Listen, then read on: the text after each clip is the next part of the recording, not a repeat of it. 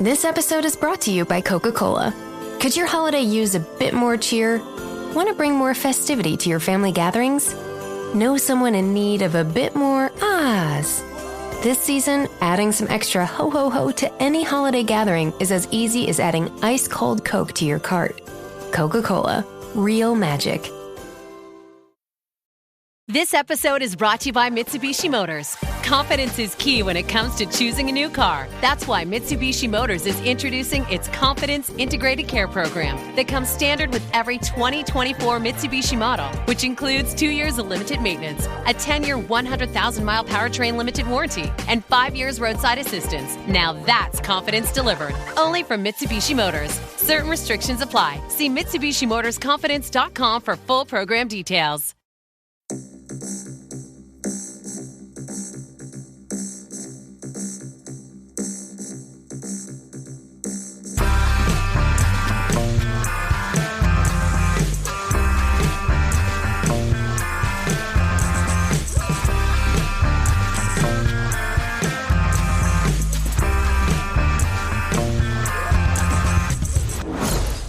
Hello, welcome to Unequal Sequel Extra.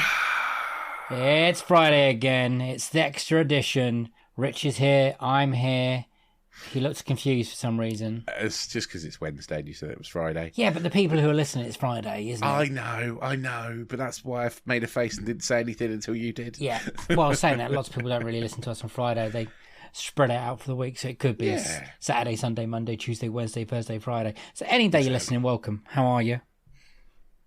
You know, how am I or how are the listeners? Well, I was asking how the listeners... They can't answer you. I know, but that's why I left it a gap. Jesus. Anyway, Rich, how are you? How have you enjoyed? Because last week we thought it was hot. Oh, my days. And then we've had the mini heat wave. I think we've had a British summer. Yeah, I mean, I genuinely hope it doesn't get hotter than that. I'm giving serious thought to investing some money into air conditioning for the house. And yeah, I think that it got just slightly hotter than the surface of the sun in my house. For ginger people like myself, that was not ideal weather. No. Like, I hope you hid inside your house with all the windows and doors shut. I did, but I'm a weird ginger. Closed. I'm a weird ginger person because I quite like the heat. Not that heat though. I'd walk out and just spend a couple of minutes just going, "Wow, that is wow." I had to do that a few times. There were a few times I had to go outside, and like every time I went out, I was like, "Whoa, that is really hot." You had to experience it, right? Because this, yeah. I'm about to say it may never happen again, but global warming, it's going to happen every few years. Yeah. So, but it's the first time in a while. Well, it's the first time ever that the UK has been that hot. And where we were, I think we got to 39, 40. I think we did. Well, I don't think we quite got to 40. It was 39. I think we're like 39.6 or something. Like my wife was checking the weather office all the time, going like, which is crazy. Yeah, that is crazy. So to put that into context of how crazy that is, I've been into the Sahara Desert. When I was in the Sahara Desert, the hottest it got was 41 degrees. And it was very nearly that hot in Bedfordshire. Crazy. I mean, we could have gone to the cinema. We were planning to do a review episode this week. Yeah. We decided not to. I decided to stay at home and not go outside. I sort of wish I had. Me too. Those 2 hours of air conditioning, plus the air-conditioned car journey to and from the cinema. Yeah. Well, anyway, my reason for not going is because I struggle saying railway. I can't say railway. Railway. I really got a railway. So we were going to do the Railway Children Returns. We decided not to. Essentially, all the roads melted and we couldn't. Traffic was nuts. Trains were nuts. So what are we doing instead? Rich looked into his anniversary diary of sequels. Yeah. And what did you find? What I found was there is an anniversary of the release of a movie, a sequel, on this actual day that we're recording, not that it's released. So we're recording this on the 20th of July. So the 20th of July, 2012, which is 10 years ago. That feels like... It doesn't feel like 10 years. Can I just say Rich put both his hands up to show 10 years of his digits? I did. Yeah. Podcasting. That's for best. you, mate. That's for you. Carry on. So 10 years ago, The Dark Knight Rises was released. The third instalment in Christopher Nolan's Batman trilogy, and I think the most maligned of the three. Yeah, it's been very... Well, we've talked about it a lot on our interview episodes. It's come out a lot. We know that Jack from the Sequelizers really doesn't like it. Yes. Good stories, why? Go back and listen to that episode. Yeah, definitely go back and listen to that episode. He's not a fan. Should not listen to someone else's, sadness, but it is good. But we talked about, because it's come a lot on the disappointing side. And I've given it a bit of a kick in, to be honest. And I haven't watched it in years, and I've been putting it off mainly because I thought someone would pick it, and I thought that would give me an opportunity to revisit it and watch it again. So I did yesterday, and you watched it today, didn't you? I did, yeah. When was the last time you watched it? Oh, don't tell me. Last time I watched it was actually not that long ago. So about six months ago, I watched all three of them. Like, I just felt like, I did a marathon and watched all three. I don't think I've returned to it since maybe 2014. I went and saw it. We'll talk about that in a second. But it really did a number on me. And I didn't really like it. So I've kind of stayed away from it. And what did you think on your rewatch? I really enjoyed it. I don't think it's as bad as people say. It might have been the heat. But it definitely wasn't as bad. I mean, it's still not as good as the other two. It's got flat spots. Yeah. It's definitely not as... I completely understand it being people's most disappointing, because there is a definite downshift from The Dark Knight to Dark Knight Rises. There's a definite downshift. It's definitely not as good, but it's not a bad movie. Considering some of the stuff that DC have been churning out, it's pretty high quality, maybe really. It was either that or the heat. And I was just sitting there going, you know what, this is all right in some places. It is. No, I completely agree with you. I do agree there are, like I say, there are flat spots. And it's like in Formula One when they get a flat spot on their tyre, and then that bangs all the way down the down the road. Yeah. You know, those flat spots do stick, and we'll talk about some of those. But there are kind of weird plot holes and things wrong with it. But it's quite fun. Fun's a stretch, but okay. So we'll go through what we normally do. Tell me about your first viewing experience ever of The Dark Knight Rises. I have thought about this, and I cannot remember. Can you not? When I watched it the first time, I've got literally no memory of watching it. So 2012, I was probably drunk. It was a good year. 2012 was a really good year. I think 2012 was when I was living in London. I didn't have a lot of money, so I wasn't really going to the cinema very much at that point. But I was drinking a lot. That's why I didn't have a lot of money. Oh. Yeah, I don't know. I don't remember seeing it. So sorry. I remember seeing it very vividly because The Dark Knight was my first ever IMAX experience. Okay. And I was like, I've got to try and I think it was a lot of people's first IMAX experience. I've got to relive that experience. So I booked it in. I went with my brother. We went to Nando's beforehand. I had a full Nando's card. When they were stamped, kids, if you're listening now, Nando's not always, like a credit card digital thing. Yeah. It was a stamp they did. And I was so proud I was going to get a full chicken. I went to order it, showed my card, and at that point my evening got to start. First kick-in apparently had expired. Oh, no. Yeah, didn't get my full chicken. So I thought, okay. Joking. Okay, that's okay. I'd have been so upset. Yeah, I did. I was pretty upset, to be honest. I still remember it quite well. And then I thought, at least we still got Batman. And it came out on the 20th, and I'm pretty sure I saw it in the first few days. Maybe not the first day, because IMAX showing of The Dark Knight Rises would have been mental on the first day. But knew enough for people to be dressed up as Batman when I went and saw it. Wow, really? So, yeah. And I remember I was so pumped because The Dark Knight is next tier sequels, isn't it? Yeah. Oh, God, yeah. It is in our Unequal Sequel Hall of Fame, I would say. Yeah, God tier. Yeah, absolutely. So expectations were beyond high. Beyond high. I can't... And 2012 was such a good year for me. I really enjoyed 2012. And to come out of it, I was so disappointed. So crushingly disappointed, angrily disappointed, and that has lived with me until yesterday. Wow.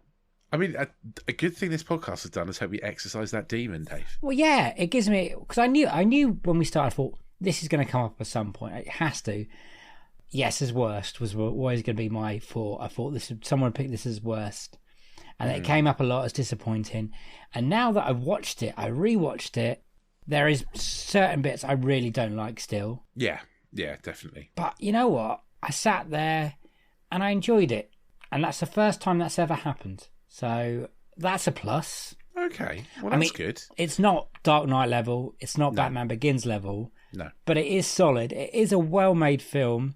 I really appreciate the soundtrack, the music yesterday. The visual effects are incredibly good. Visual effects very good. But there's the plot points, like you said, some of the choices of the actors have made, the lack of Batman sometimes, and the use of Joseph Gordon-Levitt's character, which still boggles my mind, that storyline. I think they were trying to set up something else, weren't they? Oh, just let's see it then. But anyway, what did you think? I mean, like you, I can understand why you would have hated it at the cinema, because there was apparently the cinematic release, they got the mix wrong essentially, and it was virtually impossible to hear anyone speaking it, especially Tom Hardy. I thought that was to do with the pre-roll bit they showed before Mission Impossible Ghost Protocol.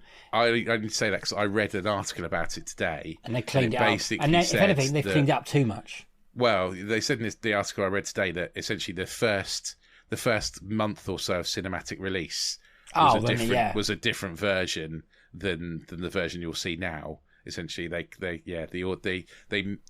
soundtrack and the audio, they mixed the vocals, they mixed wrong essentially. So the soundtrack and the vocals clashed so much, and because Tom Hardy is quite muffled and putting on his silly voice, then nobody could understand what the hell he was saying. So yeah, like I say, that's an article I read today. So I didn't know that until today, because I watched it today and I was like, it's a lot clearer than I thought it was. Than I remember it being. If anything, it's too clear. It's too clear now. Yeah.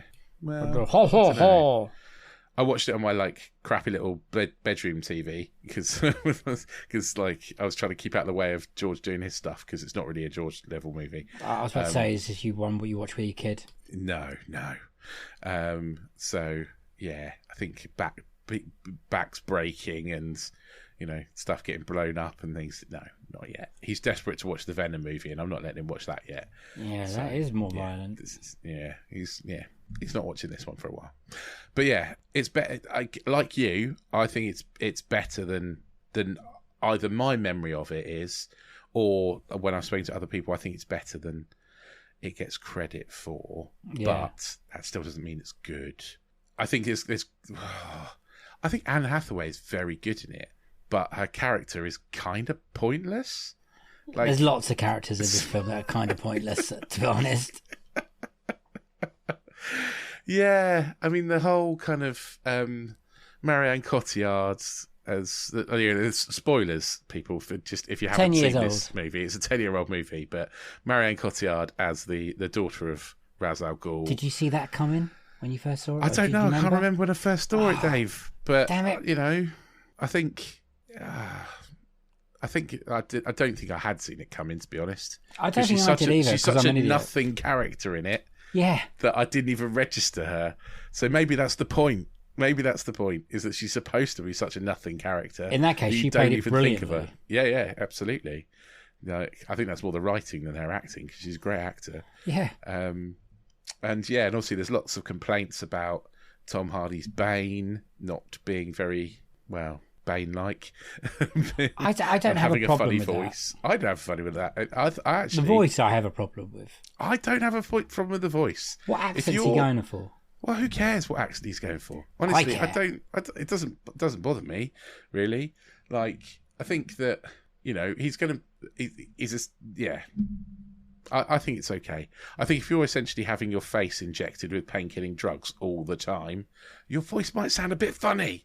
Is that what's going on? That's the mask, yeah. The mask is basically stopping him being in crippling pain. Right. So I just thought it was helping him breathe. Yeah, well, I think maybe it's both. But yeah, he definitely says at one point, the mask stops me being in debilitating pain, essentially. It'd be incredibly painful. For you.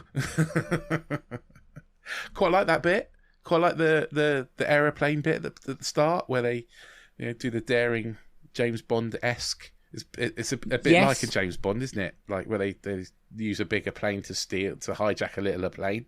That was the bit they had before Ghost Protocol, Mission Impossible. That was all in IMAX, and it looked great. And I still don't have a problem with that intro. I was like, oh, good, yes. Here we go. Yeah. I mean, I can't understand a word the man's saying. Yeah, but I think where it loses me is about the 2-hour mark, I guess. It's an hour and 37 minutes, including credits. So it's what we're saying. It's 2 hours and 37 minutes? Yeah, sorry. You just said an hour and 37 minutes. It's the heat it got to me. Definitely not, mate.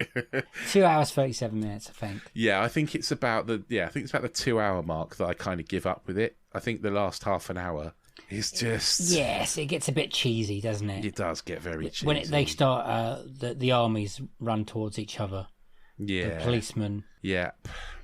Yeah, that's all quite Batman cheesy. just to let you know, Batman doesn't turn up until about 44 minutes. No, I mean, Bruce Wayne is in it, though, isn't he? Like, Yes. do you mean as actual Batman? As He's not actual Batman, a man in yeah. a Batman suit. I mean, Alfred disappears for basically an hour and a half, doesn't he? He does. Where's he gone? He was busy. All this is going on. Where's Alfred? What's he doing? He would have returned, right? Yeah. Well, Wayne Manor's in Gotham, right? Yeah, I Like, suppose he could. It's on the island, isn't it? Or is it not? The island look all buildings to me. Yeah, that is maybe a it very isn't. good point. I've never really thought about that. Maybe Wayne Manor's not on the island.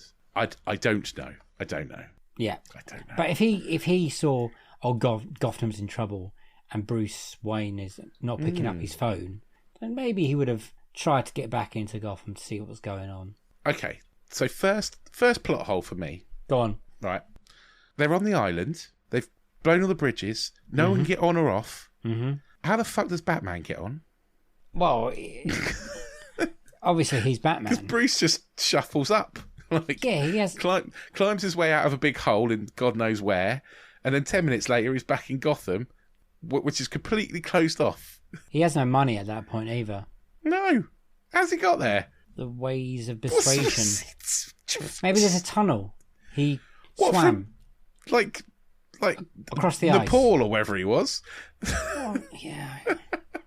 It did annoy me. Yeah, it did annoy me. So he was in that hole for 5 months or 4 months. Maybe it took him a month something to like get that. back. Yeah. I don't know, Rich.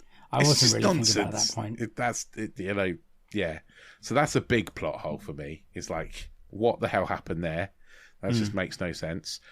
There's only one scientist in the whole world that can turn off a nuclear bomb. Now that's not true. That's not right. No, not buying that. I'm sure they had 5 months to find someone. The rest of the world going, all right, let's get together here, guys. It's Like, who invented it? well, he did, right? Well, yeah, but he didn't build it. It wasn't just him on his own, was it? Someone else would. That's not how things work. You know? It's not how nuclear reactors work. There's not one person in the whole world that can do this stuff. I'm not a nuclear person. We need Jack from Sequelizers because he did physics at university, and he's like, speaking as a physician, not a physician. No, A physician's a doctor. Speaking as a physics graduate, there we go. that ain't gonna happen. That's not real. So I'm taking Jack's word on that. Absolutely no, but most of this wouldn't be real. Yeah, well, of course it wouldn't. But, you know, that just seemed nonsense to me, though. There's one bloke in the whole world that can turn the bomb off. Nah, not having it. Yeah. I want to quickly talk about the ending. Yeah. Did he make it out? Is that at the end? Is that Alfred looking across and seeing Bruce Well, that's what in that's Florence? what they're inferring, isn't it? Or is that just Alfred's happy imagination? Well, there's a bit, the scene before that where they go, oh, the autopilot's been fixed. Like, in the 6 months ago. somehow completely blown up plane. Like, don't get that. So, yeah, Batman somehow magically fixed it. That must be a different plane then, right? Well, how can it be? I don't understand that either. Maybe Lucius Fox had another Also, prototype laying around. wouldn't the whole area be irradiated if that's a nuclear bomb? It might be a new kind of nuclear bomb. Oh, okay. Because it wasn't designed to be a bomb, was it? It was supposed to be an energy source. Exactly, yeah. So Okay. maybe it hasn't got the radiation, but it has got the power. I'm not buying that either.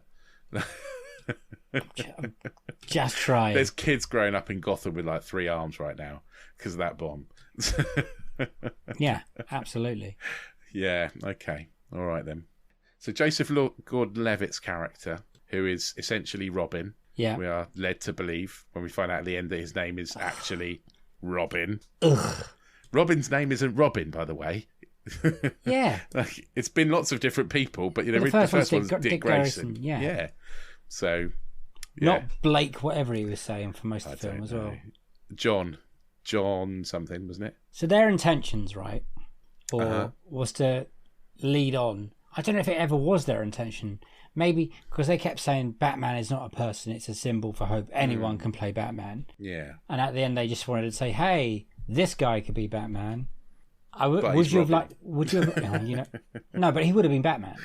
Well, yeah. He would have been Batman. That's what Yeah, they're because saying. he goes to the Batcave, doesn't he? So Yeah. So he was never going to be Robin. That was just that was something for the weird audience to red go. herring. Yeah. Or Yeah. one of those two. You would have had one of those two things. Would you have liked to seen a Joseph Gordon-Levitt Batman film? I think he could do it. I think He's a got the brilliant chops. actor, and I think he plays his part very well in this film. I just don't think there's any point. No, he's more young Commissioner Gordon than he is Robin. Yeah, isn't he, really? yeah. Like, I don't. There's nothing he doesn't. Because obviously Gary Oldman goes missing for a big chunk of it as well, doesn't he? Was everyone else busy during filming of this? I don't know. I guess so. Like, loads of people just disappear, don't they? They're like, better get Matthew Modine in to fill the. It's like, oh, didn't remember him being in it, but No, where does he come from? and then he doesn't want to fight, but then he gets all heroic, and then he dies, and you don't give a shit. They have no feelings towards the man. So in that weird fight at the end, Do you know what I did realise today that I'd never realised about this film before? Is that Juno Temple is in it for about 3 scenes. yeah, she's a Catwoman's. Yeah, Catwoman's mate, girlfriend, not sure. Yeah, Buddy. maybe Poison Ivy. Don't know. Just sort of slight hints at that. That would have been good. It would have been, yeah, but yeah. I don't know if Poison Ivy would work well in this world though, this universe. No, probably not. But then they bring what's his name, Cillian Murphy back for some pointless stuff as well. I mean, that was nice. Yeah, Exile or death. yeah. We go for death. Basically, Great. robbed that from Transformers the movie. Oh, didn't know that either. Not quite the same, but yeah. But yeah. What were your favourite scenes? What were the good? Because we talked about the bad bits, so like we think it's too long. Yeah. Joseph Gordon-Levitt's bits too bit. The It's a bit plot weird, hole's a bit yeah. weird. The Bane's voice is a bit strange. I mean, I don't hate Bane's voice. I know you do, but I don't. it's just a hate it. weird choice. I like the fight between Bane and Batman. The first one. The second one where he breaks his back. Yeah, the first fight. The first fight, yeah. Yeah, Because I think you see Batman's fragility. There's a line where Bane says, "Your the time off has weakened you. Essentially, your victory has weakened you." Do you think that was a good choice, having like 8 years, like his storyline? He hasn't done anything for 8 years. Well, I think it's a realistic choice because essentially he won the war. He was and that's you get. I get the idea is that winning makes you weak. Well, he lost, Essentially. but he won in the end of Dark Knight. Exactly, because like he he took the got- fall for the murder, and then the bill passed so they could arrest Yeah, all the baddies, baddies basically. with very little evidence or whatever. Which Right? sounds pretty dodgy to me. There's one point that sounds pretty dodgy, but you're like, okay, but it has cleaned up the streets of Gotham, which were overrun. So I think it basically allows them to target organised crime a bit easier than yeah, the gangs, than the previously. Yeah, Falcones and that. and I liked the interaction between Anne Hathaway and Christian Bale when Christian Bale is Good chemistry. yeah, there's good chemistry, and Christian Bale when he's Bruce Wayne, I like their interaction between the two of them when he's Bruce Wayne, not as much when he's Batman. I really don't like it when he talks in Batman's voice. No, it's annoying, isn't There's it? something there that just doesn't click for me. But then for me, these movies have always been about, well, I don't know. Yeah, not so much about Batman as they have been about the baddies. But then I guess Batman's always like that for me. It's always like the baddies. Do you think the baddies are as good in this one as they are? Because Cillian Murphy in Batman Begins is really quite good, and the gang stuff's really true. interesting. And obviously Heath Ledger's the Joker is just next level. And then you've got that music that goes with Heath Ledger, which I always compare to the Jaws music. Yeah. And Bane, he is intimidating.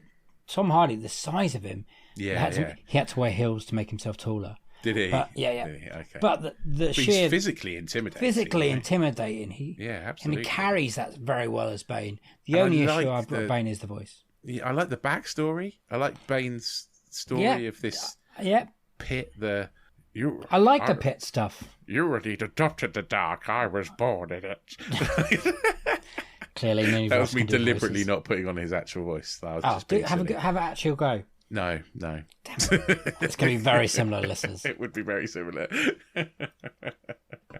The fire rises. And I kind of get he's almost goes down the kind of incel white supremacist kind of route a bit, doesn't he? Populist kind of route, Bane. He always we've heard politicians talk in that kind of language, so maybe it was a little bit before its time, because it was slightly before kind of Trump and all that kind of stuff, wasn't it? Yeah. And I think that's what it's trying to kind of come up against, isn't it? Is that rally against the goodness, like kind of thing. Yeah, I did enjoy when Batman Returns, as in not the film Batman Returns, but the first scene when he comes back and he's in the suit in the car and they're driving through that tunnel, the lights start going off. He's not in the car. Is he in the bike at that point? He's on the bike, I think. Very cool. He's on the bike. Yeah, the impossible bike that you wouldn't be able to ride. Absolutely not. But it looks good. And then an experienced policeman's really excited to see him. He's like, "You're gonna see a show tonight." I was like, "That's a good line." That's good. And then the young one who's heard all the negative stories, is like, "Let's shoot him." That is a good bit, actually, and Batman just turns around and he's like, "Sorry." that chase really works. It's a really good introduction to Batman again.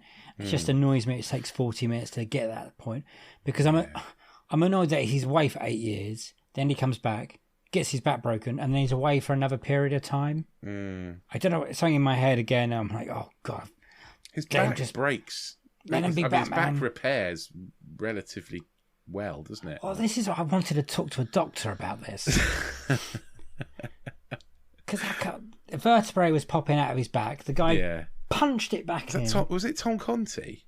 Was it Tom? Who is that guy? I have no idea, but isn't he the dad of the Englishwoman in Friends? Punched him in the side, hurt him, and then put a rope round him, told him, "Yes, sir, be on a rope until we can stand." And that can't be the way to fix a broken back. You wouldn't have thought. And then the next thing you see him doing is sit-ups and press-ups. Yeah, that does all seem a bit too rapid, doesn't it? And also, that jump didn't look far. Well, I couldn't have done it. Maybe in younger days. I don't think I could have done it in younger days, to be fair. I couldn't even climb up there. I don't know what I'm talking about. Yeah, exactly. I couldn't have got up there in the first place. I'm stuck in this hole. You must have good drainage. I would have just been like, "Oh, I live here now." Yeah. I mean, there's light. It's up there. Yeah. It's got stairs I can work out on. Well, I was thinking that, like, how do they get food and stuff down there? People must drop it down. Yeah, I guess they must do. On the rope that's up there, that was just conveniently left up there. Yeah. Yeah, what was that? Yeah. I don't know. There's a lot of... Yeah. It seemed to be in Morocco or somewhere, do you reckon? I thought it was like Nepal or somewhere like that. Somewhere like... Yeah, somewhere sort of Indian subcontinent. It is Tom Conti, the prisoner. So there you go. I don't know who that is. He's a famous British actor, and he's Nina Conti's dad. Oh, I know who she is. The puppet woman. Yeah. He's her dad. There you go, listeners. There you go. Yeah. Don't say we give you useless information. Do you think this did a good job of wrapping up a trilogy? Well, it left a lot open. Like it hinted at a lot more to come, though, didn't it? Yeah. You know, it's kind of it wrapped up. It wrapped up Bruce Wayne's kind of journey, I suppose, and it more wrapped up Alfred than anyone else. He retired. Yeah. Good on After him. retired to the south of France. Ta-da! But everyone else is kind of a bit more open. Like, I don't know. I don't know if it's great rap. I've been a lot more negative about this film than I meant to be honest. It's not a bad movie. I did have fun watching it. Well, that's what I asked you earlier. I asked you what you liked about it, and you told me like one thing, and then you instantly went back on negative things. I'm sorry. I like the action. The action's really good. The set pieces are good. It looks great. It looks amazing. It looks. I mean, brilliant. let's not argue. This is a Christopher Nolan film, and this Yeah. is, pretty good. Yeah, absolutely. He knows how to. Some of the hold a performances camera. are really good. Like I'd say, like Anne Hathaway's performance, I think is really good.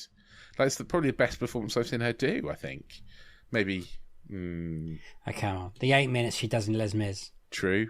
Yeah, maybe She the 8 just minutes in has that. to cry while someone's cutting her hair off Yeah, while singing a song. And I mean, that's got to be hard to do, though, right? It's quite a spectacular performance, and you Yeah, can like, that's true. oh, I can see why she won the Oscar.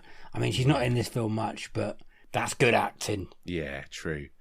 So yeah, and also she's really good in Brokeback Mountain as well, isn't she? Oh yeah, she is. I always forget about that one. She's a good actor, and I think it was a really good performance. I just think her character was kind of a bit wasted.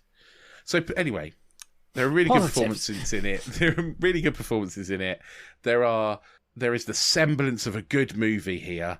There are just some bits that make it a bit clunky. So yeah. Clunky is a nice word, I think. It's not a smooth ride, but it's so much better than I remembered. Good. So much better. I'm glad. And for that, I got to applaud it, and I'm not going to be afraid to watch it again. Because sometimes there's other films like, oh my god, it could be worse than I remember. You tempted to watch all three. I've watched a marathon. I've watched the second one quite a lot because I'm pretty sure every time someone picks it, I've watched it. Because it's a great film. I'd watch just clips of Heath Ledger doing his thing on YouTube, just his scenes. That's fair enough. Yeah, I'd take that. I think it's magic. And like I said, out of the three, I would say this is the weakest. Do you reckon what happened? What would you say if they like Christopher Nolan suddenly announced he's doing a fourth one as Joseph Gordon-Levitt as Batman? Would you be excited for that? Yeah, of course I would.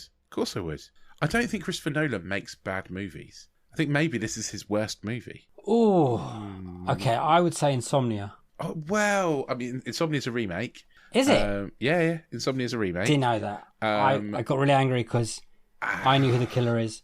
The detective knew who the killer is. Everyone knew who the killer was, and yet it kept going. I don't like the end of Interstellar with the bookshelf alien bit. Okay, yeah, but Don't it's like not. That. And Tenet is the best film I've ever enjoyed that I've least understood. Yeah, okay. I've watched it a few times That's now. fair. I was going to say possibly Tenet is. No, Tenet's great. I just don't know what's going on. Yeah, true. I still don't know. Anyway, I really I'm sticking by it. I still think because I quite like Insomnia, but I like that kind of Again, do you know what? thing. I haven't seen Insomnia since I saw it in the cinema. Okay. So if I went back and watched it, I'd be like, oh yeah, this is a good movie now. Oh God. I'm sure it's a remake. I've besmirched it a bit now, but yeah, I'm sure Insomnia was a remake. He's made good films. Memento's a good film. Inception's a great film. Yeah, I think it's a remake of a 1997 Norwegian film. Well, didn't know that. When did that come out? Insomnia, 2002. I remember that. I remember that very well. 20 years ago, 20 years ago. 20 years ago. I'm getting so Yeah, long time ago, mate. Long time ago. So yeah, I'm sticking by it. I still think it's Christopher Nolan's worst movie. What would you rate it? But like I said, I don't think he makes bad movies. So I would still give it. I'd still give it a solid 5 out of 7. I think. Yeah, because I still liked it. I remember Emily Murray coming on this podcast and saying she 5 star out of 5. Yeah, stunner, and I was like, bah, no, and it's not. It's not Emily. It's not. Oh yeah, it probably isn't for me, but you know. But it's better than I thought. I would say a 4 out of 7 as well. I said a 5 out of 7. Oh, but 4 out of 7 for me. Fair enough. But saying that, I gave Minions 3.5. I think you gave Minions 4. Well, again, Oscar. So it's as good as Minions. Rise of Gru. No, I enjoyed this more than Minions Rise of Gru, I have to say. Yeah, me too. I mean, I think it definitely has a rewatch value. You know, it's definitely... Yeah, I'd probably watch it again tomorrow. If you guys out there are like Dave and you've not watched it for a long time, I think it's worth a go. 10 years, it's aged well. Oh, yeah, definitely. Yeah. And I think in 10 years, it'll still hold up pretty well. Yeah. There's nothing here that would really age it, I don't think. No, I don't think so. I mean, it looks great in high definition. It looks really good.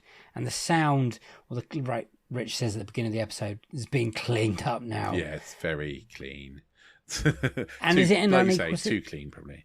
Of course, it's an unequal sequel because it's nowhere near as good as the one before it. So no, or the one before that. Or the one before that, yeah. But is it a satisfaction ending? Although, you know what? I quite liked it. I mean, did he get his happy ending? I'm one of those people that thinks on the positive side. So that, yes, he somehow did get out of that thing that exploded 2 minutes after. He swam somewhere. Somehow avoided all the nuclear fallout. He didn't plan to carry the bomb out to the bay. That's not... No. Didn't plan that. I have no idea how he would have got out. But yeah, exactly. And then went and lived somewhere with Catwoman, who I've got maybe her name. Selena Kyle. There we go. Thank you. Do you know what I did want to say though? This is better than the Batman. Oh, okay. Yeah, you're right. It is. Yeah. Well, I certainly enjoyed it more. I don't know if it's better because I probably want to watch the Batman again. Oh God, I'm going to watch that again. I think that's brilliant now. No, I don't think you are. But I do want to watch the Batman again before I'm too harsh with it. But I certainly enjoyed watching Dark Knight Rises more than I did enjoy watching the Batman. Okay, I'm going to throw some Batman films at you. Okay, yeah. Okay, Batman or Robin or this? This. Batman or this? What, the Tim Burton Batman? Yep, first one. Tim Burton Batman, because I love it. Batman Returns or this? Batman Returns. Batman I love Forever it. Or this? This. This, I think. See, I still stand by old for Forever. Batman Dawn of Justice, whatever it's called. Oh, definitely this. That's a bit there shit. We go. Batman vs Superman Dawn of Justice. That could get in the bin and never get out again. Yeah. Happy 10th anniversary. I'm sure we'll look back in a 20th anniversary and be like, yeah, it's still good. Yeah, I think so. It's better than I thought. Thank you for making me watch it, podcast. You had choices. Should we just say what the other choices were? If I can remember, Men in Black 2 was one. Men in Black 2 was one.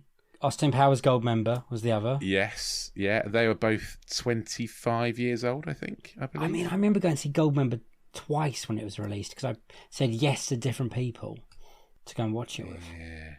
Men in Black 2, go listen to Tim from Surprise's 20 years episode. Old. Yeah. You know how much I hate that film. At least when we do these anniversary films, they're films we haven't watched in a while. Absolutely. And I know that I hate Men in Black 2. So there was another one that we've talked about on a interview episode that's 20 years old. It was Stuart Little 2. Yeah, no, I've never seen it. Again, I'm not rushing to see it. Cameron Frew was very complimentary. Like, it was his first sequel he got excited about. A bird and a mouse in a relationship. Come on.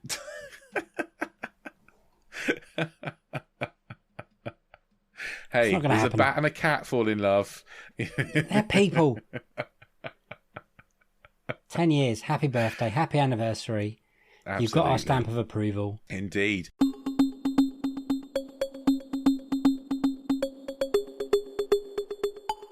And if we get your stamp of approval and you like what you've heard, you think enjoy these extra episodes, then make sure you go back and listen to our interview episodes because they're even better. You've got 3 whole seasons now to go back and listen to because we've just finished season 3.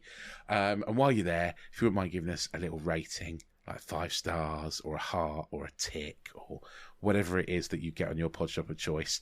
Even if you can drop us a little review. I'm miming typing stuff right now. Like I'm I on appreciate like it. the end of Murder, She Wrote.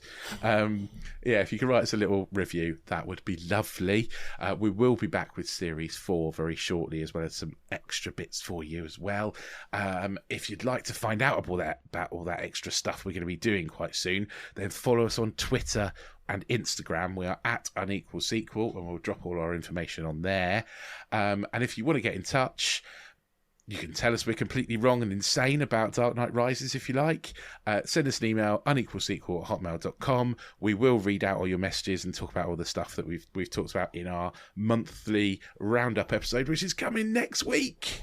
Yeah, I've actually watched some films this week. Oh yeah, me too. I've watched loads this month. I want to talk about. Because I've been really ill and I've been signed off work. I've watched loads of films and stuff. So I've got loads to talk about. Yeah, I'm going to have to cut them down. Top I've 3. watched all sorts of sequels and all sorts. Oh my God. Yeah. So there we go. Thank you for everyone for listening. This week has been the first time on a Monday and Tuesday that I've had no podcasting to do. Wow. And I actually felt a little bit lost. I sat there last night going, that's normally something I would be doing now. I wouldn't be doing it for long on a night, but long enough or a daytime, some point I would touch an edit of a podcast on a week. Well, we're into recording Series 4 now, Dave. So Very if you excited. want to get ahead of yourself and get editing, then Good point. Yeah. Yeah, there's plenty for you to do. Yep. So, I've just got to put out a bat signal. Please send in your thoughts on anything we've spoke about in the last month, any of the reviews we've done or the anniversary things. So Gru, 4 and Die Hard 4. I think they're all the things we've done this month. Please, we want to know your thoughts. So email them to the place Rich said, or DM us on Twitter and Instagram. And I've got nothing else to say, but thank you for listening. So it is a tatty bye from me and a bye-bye from him. Bye! You guys, you just rock this week out, okay? Bye. You just rock this week out. What do you want?